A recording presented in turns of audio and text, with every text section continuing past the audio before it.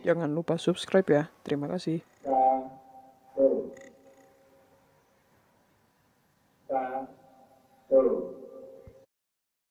Assalamualaikum warahmatullahi wabarakatuh. Kembali di sharing internal audit dengan saya yang 9 tahun berkarir dan bersertifikat CIA. Setelah sebelumnya membuat SOP internal audit, di episode ini akan dibahas apa yang harus jadi pedoman sebelum memulai proses auditing di organisasi. Masih bagian dari I, walaupun kelupaan masuk di episode 2. Hehe. Yaitu kode etik internal audit. Diberi wewenang bisa mengaudit semua bagian organisasi, internal auditor ternyata tidak bisa bersikap seenaknya. Ada aturan perilaku dan profesional yang harus dipatuhi oleh internal auditor, yang bernama Kode Etik Internal Audit, yang ditetapkan oleh the IIA dan jadi salah satu dari 3 mandatory guidance. Internal audit harus menjalankan kode etik yang terdiri dari 4 prinsip, yaitu integritas, objektivitas, kerahasiaan, dan kompetensi. Mari kita bahas satu persatu. Pertama, integritas, yang berarti internal auditor harus memiliki sikap mental berpikir berperilaku positif dan tidak melanggar hukum atau norma lain yang berlaku. Yang mensyaratkan internal auditor harus jujur, tekun, dan bertanggung jawab, atau tidak suka menipu, mager, atau bodoh amatan. Taat hukum dan tidak melakukan atau terlibat tindakan ilegal yang dapat mencemarkan nama baik profesi dan perusahaan, tidak berbuat kriminal dan tidak bertindak meresahkan masyarakat. Mengungkapkan fakta sesuai hukum dan standar profesi jika ada pelanggaran hukum harus dilaporkan. Dan juga berkontribusi pada pencapaian tujuan organisasi yang logis dan etis, mendukung program perusahaan yang etis dan mengkritik yang tidak etis. Kedua, objektivitas, yang berarti internal auditor harus netral saat audit dan membuat penilaian dengan seimbang, tidak terpengaruh oleh kepentingan pribadi maupun orang lain demi kepentingan organisasi, dan menghindari aktivitas yang mengganggu objektivitas pelaksanaan tugas, memiliki sikap mental objektif, dan tidak merubah hasil penilaian audit sesuai keinginan auditi, yang mensyaratkan internal auditor tidak terlibat segala hal yang dapat mengganggu atau dianggap dapat mengganggu penilaian objektif yang bersangkutan, karena munculnya benturan kepentingan. Keterlibatan tersebut termasuk segala hal yang sejalan dengan kepentingan auditor dan bertentangan dengan kepentingan organisasi. Contohnya seperti punya keluarga yang bekerja di objek audit, punya usaha bareng dengan karyawan yang bekerja di objek audit, punya saham di perusahaan yang bertransaksi dengan objek audit, pernah merekomendasikan supplier atau vendor ke objek audit, punya pengalaman kerja di objek audit selama periode audit, pernah memberikan konsultasi atau audit tahun sebelumnya di objek audit, dan contoh-contoh atau kondisi lain yang berpotensi membuat auditor tidak berani bersuara karena bisa merusak kepentingan dirinya, dan akhirnya merugikan kepentingan perusahaan karena audit tidak berkualitas.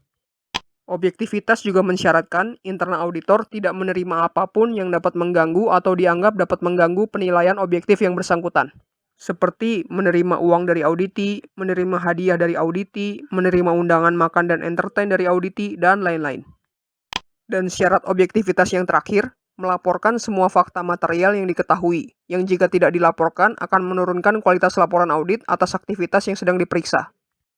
Saat melakukan audit, harus melaporkan semua temuan yang ada, tidak ada yang disembunyikan, sehingga kualitas laporan audit maksimal. Jika ada temuan yang ditutup-tutupi, maka penilaian yang seharusnya buruk menjadi baik, dan laporan audit jadi tidak sesuai kenyataan. Objektivitas dan integritas serupa tapi tak sama, dan terkadang sulit dibedakan. Kira-kira bagaimana membedakannya? Kita gunakan analogi warna. Integritas berwarna hitam putih. Maksudnya, auditor tidak boleh melakukan pelanggaran hukum dan norma-norma atau menjauhi area hitam, dan harus selalu bersikap positif atau berada di area putih.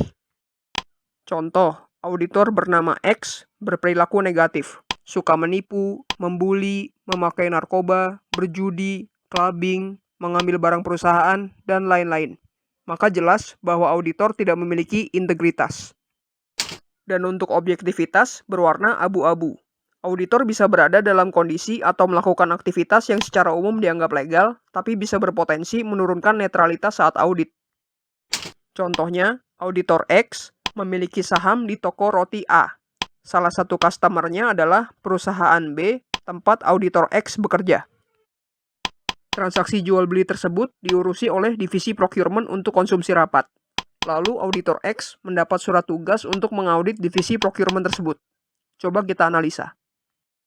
Memiliki saham di suatu perusahaan adalah hal yang legal. Perusahaan yang dibeli sahamnya juga menjual roti, yaitu barang yang legal. Transaksi toko roti ke perusahaan adalah jual beli yang juga legal. Auditor bekerja di perusahaan juga suatu aktivitas yang legal. Jika dilihat secara terpisah, tiap-tiap aktivitas itu terlihat sah-sah saja. Namun jika digabung semua dan dilihat secara keseluruhan, baru muncul permasalahan. Saat auditor X mendapat tugas mengaudit divisi procurement yang mengurusi transaksi jual beli dengan toko roti A yang sahamnya dimiliki auditor X, ini menjadi bermasalah. Karena auditor X punya kepentingan di toko roti tersebut, yaitu pembagian keuntungan atau dividen. Jika memberi nilai buruk pada divisi yang diaudit, bisa saja divisi procurement memutus kontrak dengan toko roti tersebut. Sehingga bisa menurunkan penjualan dan dividen yang diterima auditor X, dan berpotensi mempengaruhi netralitas auditor X. Kesimpulannya, auditor X berpotensi tidak objektif di audit divisi procurement. Jadi bedanya, integritas jelas hitam putih, perilaku pelanggaran hukum dan norma, objektivitas abu-abu, kondisi yang secara umum legal namun dapat berpotensi menimbulkan benturan kepentingan. Kode etik yang ketiga setelah integritas dan objektivitas adalah kerahasiaan, yaitu menghargai nilai dan kerahasiaan informasi yang diterima dan tidak menyebarluaskan informasi tersebut tanpa izin, kecuali ada tuntutan hukum atau profesional. Contohnya, berhati-hati dalam menggunakan dan menjaga kerahasiaan informasi perusahaan yang diperoleh dalam tugas, jangan sampai hilang atau bocor keluar. Tidak menggunakan informasi untuk keuntungan pribadi atau kepentingan lain yang bertentangan dengan hukum atau merugikan perusahaan, seperti menjual data, membuat keputusan bisnis, dan lain-lain. Kode etik yang terakhir adalah kompetensi. Auditor harus menerapkan seluruh pengetahuan, keahlian, dan pengalaman dalam melaksanakan audit. Di antaranya seperti hanya melaksanakan audit yang sesuai dengan pengetahuan, kemampuan, dan pengalaman yang dimiliki, boleh menolak jika tidak memiliki kemampuan tersebut. Melakukan audit harus sesuai dengan aturan di standar The IIA. Dan terus menambah pengetahuan agar bisa meningkatkan keahlian, efektivitas, dan kualitas kerja di setiap penugasan audit. Setelah kita tahu apa saja kode etik yang harus dipatuhi oleh internal audit, lalu apa sebenarnya tujuan dari adanya kode etik tersebut? Tujuan dibuatnya kode etik adalah memunculkan kepercayaan bagi para pihak dalam organisasi bahwa auditor layak melakukan audit dan kemampuan penilaiannya dapat diandalkan. Untuk lebih memahami, coba kita buat analogi. Kita ibaratkan internal audit adalah sebuah benda. Contoh paling pas adalah kamera. Layaknya kamera yang memotret gambar dan menghasilkan foto, auditor tugasnya memotret kondisi operasional aktual yang terjadi di auditi dan menghasilkan foto berupa laporan ke owner. Dan kode etik adalah kondisi dari bagian-bagian yang ada pada kamera tersebut. Pertama, integritas, ibarat tutup lensa. Jika tutup lensa terpasang, maka kamera tidak bisa mengambil gambar. Jika auditor tidak berintegritas, maka seperti matanya tertutup, tidak bisa melihat penyimpangan yang ada, karena yang bersangkutan terlalu sering melakukan penyimpangan, dan tidak akan dipercaya menjadi auditor.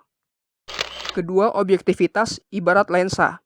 Jika lensa kotor, maka kamera akan menghasilkan gambar yang buram atau tidak jelas. Jika auditor tidak objektif, banyak galaunya karena banyak kepentingannya, maka penilaiannya juga bias atau buram, dan hasil auditnya jadi kurang bisa dipercaya netralitasnya. Ketiga, kerahasiaan ibarat memory card. Jika memory card sering dikeluar masukkan, maka file gambar kamera bisa saja hilang atau dikopi-kopi di berbagai tempat. Jika auditor tidak amanah dan sering pakai data perusahaan untuk kepentingan pribadi, maka dokumen perusahaan bisa saja hilang atau berpindah tangan, dan tidak akan dipercaya diberi data lagi untuk audit. Dan keempat, kompetensi ibarat mesin kamera. Mesin kamera teknologi jadul akan menghasilkan gambar yang kurang bagus, berbeda jika mesinnya selalu di-upgrade dan modern. Jika auditor kurang kompeten dan tidak mau menambah pengetahuan, maka tidak akan bisa menganalisa permasalahan dan kualitas hasil audit jadi kurang maksimal. Sehingga kode etik bukan hanya sekedar aturan, tapi juga menjadi kebutuhan agar auditor bisa meningkatkan diri dan kualitas kinerjanya. Pengaplikasian kode etik internal audit dalam organisasi juga diatur oleh The IIA dengan ketentuan sebagai berikut. Dibuat dalam dokumen tertulis, mencakup 4 prinsip kode etik. disetujui oleh owner, dan sesuai kode etik umum organisasi. Dan tiap auditor menandatangani sebagai bukti komitmen yang bersangkutan. Contoh sebagai berikut. Dari 4 prinsip, yang tersulit adalah objektivitas, karena kepentingan sifatnya tersembunyi. Maka, tantangan terbesar kode etik adalah benturan kepentingan yang menyebabkan penurunan objektivitas.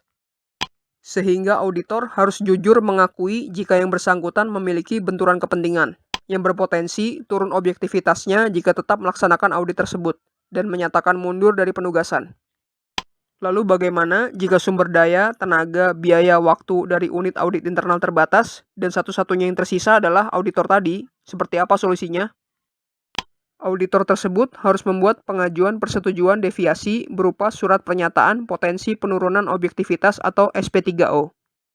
Di dalamnya berisi kondisi benturan kepentingan yang berpotensi menurunkan objektivitasnya, dan ditandatangani auditor yang bersangkutan dan atasan langsung.